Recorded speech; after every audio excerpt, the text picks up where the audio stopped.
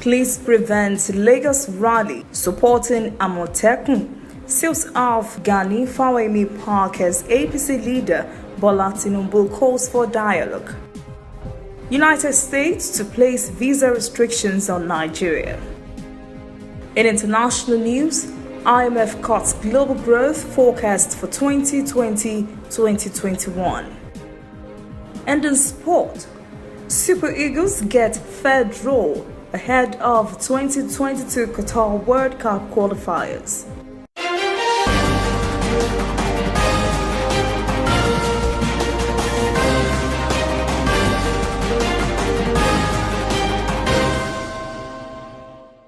This is ANN News. I am Olajumoke Olatuji.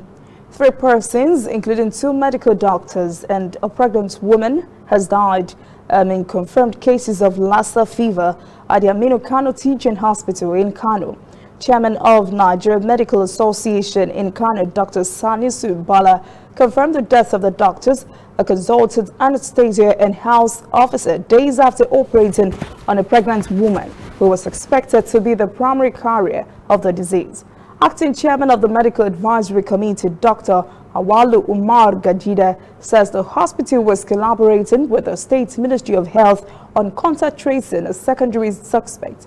He said while awaiting the results of samples of the suspect from the National Center for Disease Control, the hospital has commenced sensitization and safety and precautionary measures while treating the patients. Same problem is swelling in Ondo State. Epidemiologist Dr. Stephen Fagbemi has confirmed the outbreak of the disease in the state at a meeting with Governor Oluwarotimi Akeredolu in Akure. Fagbemi said 84 cases were so far recorded, while 16 patients have died because their cases had reached an advanced stage before they sought treatment at the hospital. He said 47 patients were currently on admission and responding to treatments, while 21 persons had been treated and discharged. Police shut down the Gani Fawemi Park in Lagos early on Tuesday to abort a shuttered protest in support of the establishment of Operation Amotekun, the Southwest Regional Security Outfit. The security operation has remained a controversial subject in the country since it was inaugurated 2 weeks ago. Lagos State Coordinator of Yoruba World Congress and Amotekun, Comrade George Akinola, says in spite of all antagonism against the outfit, Operation Amotekun will stand. Meanwhile, the All Progressives Congress national leader Asiwaju Bola Tinubu has called for dialogue over Amotekun between the Southwest governors and the Attorney General and Minister of Justice, Abubakar Malami. In his first public comment on the controversy, Tinubu said, quote, "Those claiming that this limited inoffensive addition to security threatens the Republic have taken themselves upon a map code excursion," end quote. Former Vice President Atiku Abubakar has also expressed support for the establishment of the security outfit. He describes it as one that will complement the overstretched Nigerian police and army. Atiku says self-defense is international human right guaranteed by Article 51 of the UN Charter. The former vice president says Nigeria has crossed the Rubicon and cannot go back. It says there is too much insecurity in the land and too much inefficiency from the federal government that have led to wanton and unnecessary loss of lives. Senior advocate of Nigeria, Femi Falana, has advised the Southwest governors should enact laws on Amotekun because the federal government has no power to outlaw it. Niger could be among 7 countries on which the United States is about to impose visa restrictions. Wall Street Journal is reporting the Trump administration plans to roll out its expanded travel restrictions on Monday, marking the 3-year anniversary of the initial travel ban Trump signed on his 7th day in office, sparking controversy at the beginning of his term. The report says this visa restriction is being imposed because many citizens of those countries have relatively higher rates overstays in the U.S. If this ban comes into effect, Nigeria and other countries could have restrictions placed on specific types of visas, such as business or visitors visa. Plateau State Governor Simon Lalong is calling for federal government assistance in the rehabilitation and reintegration of internally displaced persons in the state. Lalong made the call when he visited the Minister of Humanitarian Affairs, Disaster Management and Social Development, Hajiya Sadiya Farouk in Abuja. Lalong says since the symbolic closure of all IDP camps in Plateau, the state government has been doing much to enable them rebuild their homes and start life again. But he said the state cannot do it alone. Lalong says the state has benefited from social investment programs of the federal government and is also doing its best to provide empowerment opportunities for the youths in the state through the Plateau Small and Medium Enterprises Agency.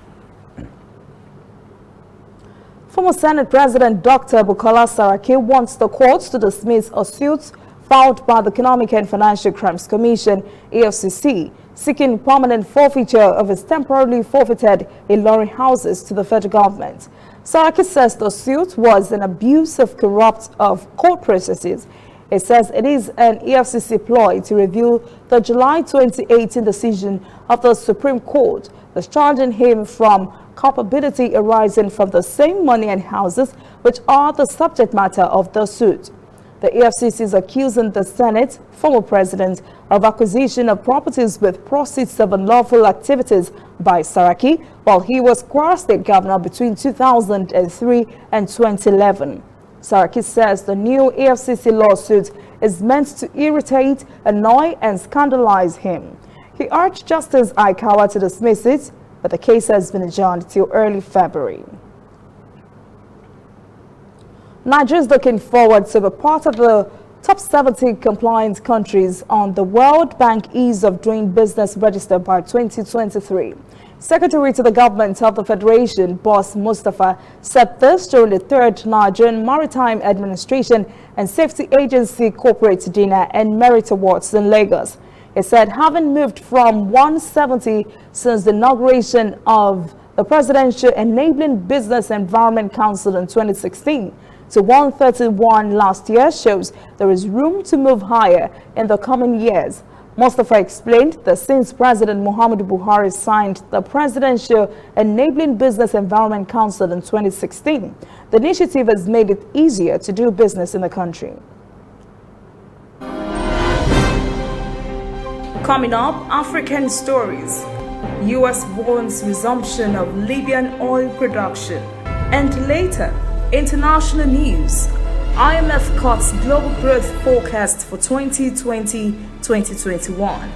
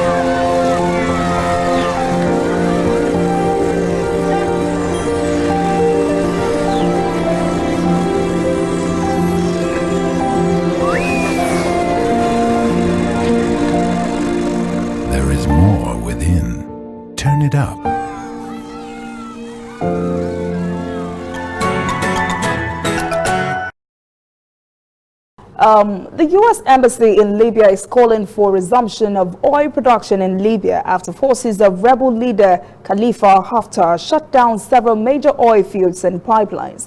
Haftar's army stopped most oil outputs ahead of Sunday's International Peace Conference on Libya in Berlin. Libya's National Oil Corporation said it will lose at least $55 million daily as a result of the stoppage. The U.S. Embassy has expressed deep concern that the shutdown will worsen Libya's humanitarian emergency. The Libyan oil production stoppage has not helped prices of oil, which fell on Tuesday. Haftar's forces are fighting to capture Tripoli, the Libyan capital, where the UN-backed international government is based. Although present at the Berlin talk, representatives of the two sides did not hold direct talks. Other participants agreed to support a ceasefire and uphold a previously existing UN arms embargo in Libya. But Turkey has sent soldiers to support the Tripoli government, while Haftar has the backing of Russian mercenaries. Ethiopians are celebrating the Epiphany, also called Timkat in Amharic language. The celebrations commemorate the baptism of Jesus Christ. Every year, millions of Orthodox Ethiopians come together for religious rituals and traditional dancing, and many tourists find the event quite colorful and engaging. Gurum Chala reports from Addis Ababa. Church songs by Orthodox Christian choir, deacons and priests performed on the main streets of the country begins the event. Millions gather to partake in this Epiphany cultural celebration. There are dozens of unique holidays in Ethiopia, and one of them is Timket. The holiday, like others, comes from the robust culture and way of life in Ethiopia. Timket is a typical example in this regard. This is a holiday that symbolizes the baptism of Jesus Christ, after the water is blessed by the Patriarch and Archbishop of Aksum, Abuna Matthias. Orthodox Christians too use the day for a mass baptism to cleanse their sins. Our Epiphany is special for us. You can never find anything similar to this anywhere in the world. We are happy. We wish the generation to come to carry the responsibility of protecting this strong culture and religious manifestation. We want to see what we have inherited from our forefathers to be kept intact by the next generation. The phenomenal Timkat Festival of Ethiopia is unique this year, as it's the first time it's being celebrated since UNESCO has registered it as World's Intangible Cultural Heritage of Humanity last December. I've really enjoyed learning about the culture and history and people of Ethiopia, and being able to watch the Timkat celebration is really fabulous. I'm seeing all sorts of people and everybody celebrating, and it's really a joyous and happy experience for me. It's a really good opportunity for Ethiopia to show their culture to the world. It's a good thing, so international people can hear about the celebration and they can come and visit and share this great experience. It's really unique. It's a nice feeling. The people are really happy, and yeah, it's really nice. Everybody must see it. Apart from the religious aspect of it, Timkat is also a festival for families, friends and even lovers to get together for just a great time. Generally, Timkat is a 3 days religious festival where Arks of Covenants are taken from different churches and spend a night or two at a common venue and return. Between the 3 days, colorful events take place here and there. For now, everyone returns back home until next year. When we return, international news. IMF cuts global growth forecast for 2020 to 2021. And later, sports. Super Eagles get fair draw ahead of 2020 Qatar World Cup qualifiers. Welcome back. This is ANN News. Now to international stories. U.S. President Donald Trump gave the opening address at yesterday's session of the World Economic Forum in Davos, Switzerland. He declared that America is winning again like never before. Trump was doing that as his impeachment trial was getting into high gear in the U.S. Senate. Trump went through a list of what he celebrated as victories for middle-class workers and companies, including the first phase of a trade deal with China and the Senate's approval of a new trade agreement with Canada and Mexico. When asked about environmental activist Greta Thunberg, who was to open a debate on avoiding a climate apocalypse shortly after Trump's speech, the U.S. leader called himself a very big believer in the environment and said he wants clean air and water. As the Senate impeachment trial reconvened on Tuesday afternoon and passed impeachment trial rules, the president's legal team described the impeachment articles brought by the House as a dangerous perversion of the Constitution. His attorneys are calling for the Senate, controlled by Trump's fellow Republicans, to swiftly dismiss the charges. The International Monetary Fund, IMF, global growth projections for 2020 and 2021 have been further lowered as a sharp slowdown in India is creating a drag worldwide, although the U.S.-China trade deal has just eased some of the uncertainties facing the world. The International Monetary Fund, in its latest Global Outlook report, foresees world economic growth accelerating from 2.9% last year to 3.3% in 2020 and 3.4% in 2021. IMF Chief Kristalina Georgieva presented the report at a news conference at the World Economic Forum in Davos, Switzerland. She said that the international economy was receiving a significant boost, half a percentage point of growth last year and this year, from central banks' low-rate policies.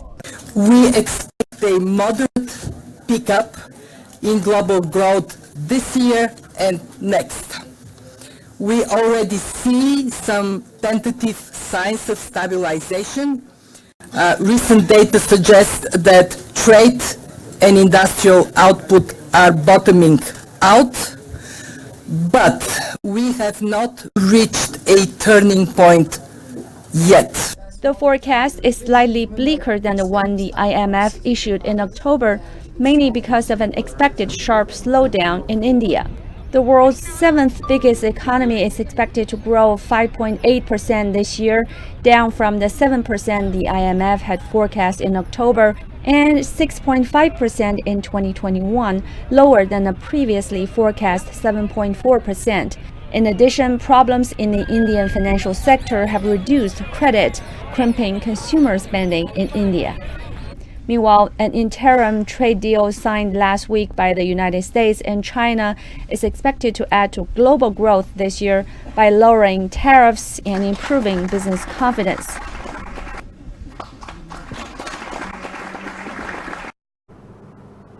Parades across the United States marked the Martin Luther King Day on Monday.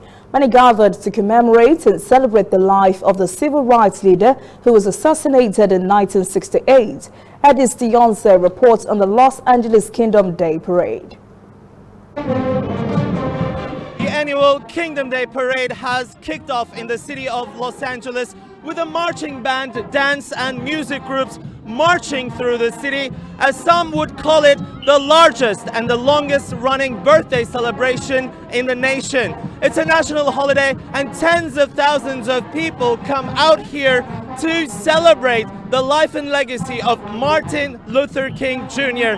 King, he sacrificed a lot of things for everyone to be like in a melt pot and live their life to be free. But the reason why he matters so much is because he really stood up for us in like the forefront. So like, okay, I'm gonna speak for a group of people that can't speak for themselves. All minorities though, not just like black people, you know. The parade comes to an end here at the Leimert Park, which is a hub for African American arts and cultures located in the heart of Los Angeles. This is where jazz, hip hop, and literature thrived for decades. This whole neighborhood has a very unique creative energy that attracts artists and activists alike. A lot of times when you're just stuck in your box, on your block, on your neighborhood, a lot of times you're intimidated to go outside and get to know others. And, you know, it's just a lot out here to be inspired by, and we're one, you know. The event aims to not only celebrate how much has been achieved in the civil rights movement, but also recognize how far we still are from fully realizing the dream Martin Luther King once had. In fact, one hot button issue this year is the 2020 census and what it could mean for the minorities. South LA residents have the opportunity to get the schools and communities first initiative on the ballot so that folks can vote to reclaim $12 billion that wealthy investors and corporations save in taxes each year. Activists here argue there's still a lot of racial inequality and discrimination targeting minorities, and community leaders are using this occasion to shed more light on those pressing issues. All is set for the celebration of Chinese New Year on Saturday. The country is abuzz as more than 400 million Chinese bombard train stations to travel to their various cities and towns to celebrate with their families. Celebrations actually began this week as the country welcomes the Spring Festival. In the ancient town of Langzhong in southwestern Sichuan province, a special cultural exhibition is being held in and around a gigantic red lantern. Here, for the Spring Festival Cultural Exposition, crowds can experience everything from acrobatics and storytelling to puppet shows and line dances. To the northwest, in Shanxi Province, residents of Xianyang, which was the capital of the Qing Empire some 2,000 years ago, are marking Chinese New Year at Fuyuan Plaza. Here, visitors immerse themselves in the holiday spirit while enjoying traditional snacks like steamed buns. At Yuntai Mountain in central China's Henan province, the scenic area has been transformed into a visual and culinary fair. Apart from the ubiquitous red lanterns and colorful lights and illuminations, around 200 kinds of local snacks are on offer for tourists. And in the southern coastal city of Guangzhou, along the Pearl River Delta, a temple fair is being held right on the water. Lion and dragon dances accompanied by rowdy folk music draw hordes of spectators who can also admire the splendidly decorated boats parading along the stream. Up next, sport. Super Eagles gets fair draw ahead of 2020 World Cup qualifiers. Please stay with us. Welcome back. This is ANN News and Sport. The Super Eagles are drawn against Cape Verde, Central African Republic and Liberia in the qualifying race for the 2022 FIFA World Cup. And the draws conducted on Tuesday in Cairo. The 40 teams remaining in the race on the African continent were drawn into 10 groups of 4 teams each, with 6-time finalists Nigeria heading Group C. Nigeria's first game coming up in October will be against the Lone Star of Liberia. Senior powerlifters are protesting against the exclusion of junior lifters from the World Cup next month in Abuja, where top powerlifting countries bid to attend. The powerlifters slammed the board of the Nigeria Powerlifting Federation for replacing head coach Are Feyi, as well as the choice of Abuja for the training camp instead of their traditional base in Lagos. They also gripped over the proposed exclusion of junior athletes from the championships. The angry athletes locked technical director of the federation, Joy Mayaki, inside the gym and refused to let her out until the intervention of Feyi. They pleaded with them to release her. The lifters said they will not be traveling to Abuja until their demands are met. That is ANN News this evening. Thank you for joining us. For details on these and other breaking stories, visit our website, annafrica.news. Conversation continues on our social media platforms, Twitter, Instagram, and Facebook at ANN Africa TV. I am Olajumoke Olatuji. Have a pleasant evening.